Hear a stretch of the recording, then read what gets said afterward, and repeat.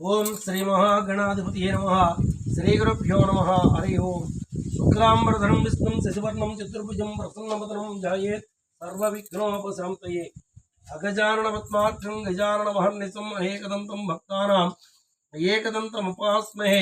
गुरुब्रह्मा गुरुविष्णु गुरुदेवो महेश्वरः गुरुसाक्षात् परब्रह्म तस्मै श्री गुरवे नमः। ओं हर क्लीं महेश्वर श्रीं चोलपाणि ऐं पिनाकी दुःख गलौं शिवारं महादेवा ओं ईशाना नमः शिवाय श्रीं पशु ओं फट स्वाहा।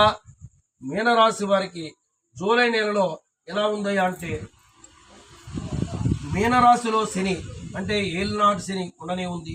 అంచేత మీనరాశిలో శని జన్మమందు శని, తృతీయమందు శుక్రుడు, చతుర్థ కేంద్రమందు గురురవుడు, పంచమంలో బుధుడు, ఆరో ఇంట్లో కుజకేతువులు, వ్యయంలో రాహువు ఉన్నారు. అంచేత వీరికి హృదయ సంకటం అంటే ఏ పనైనా తలుచుకుంటే అవుతుందా లేదా అనే భావం మన క్లేశం ఉంటూ ఉంటుంది. అదేవిధంగా గృహచిత్రం, ఆ కుటుంబంలో కలహాలు, బంధుమిత్రులతో వైరం, అధికారుల భయం, అదేవిధంగా ఏదైనా పని అవుతే చిగురు వరకు వచ్చి లాస్ట్లో చేజారిపోతూ ఉండడం, లాస్ట్ దాకా వచ్చి అయిపోతుందనే భావంలో ఉంటాం. అలాగే ఆ చిగురును జారిపోతూ ఉంటుంది. ప్రయాణాలలో కూడా అశాంతి కూడా ఉంటుంది. అంచేత వీరు జాగ్రత్తగానే ఉండాలి. అంచేత వీరు 6, 14వ తారీఖులో మానసిక ప్రశాంతత కొంచెం తక్కువగా ఉంటుందని చెప్పాలి.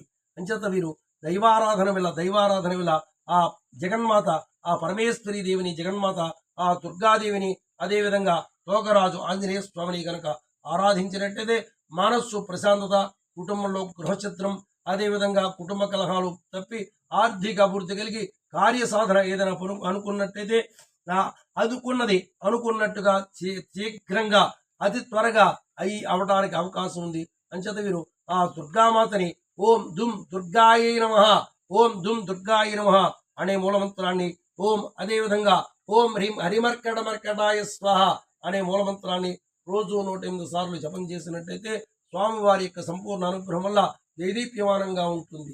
సంపూర్ణ అనుగ్రహం వల్ల ఆర్థిక అభివృద్ధి, కార్యసాధన కలుగుతూ ఉంటుంది.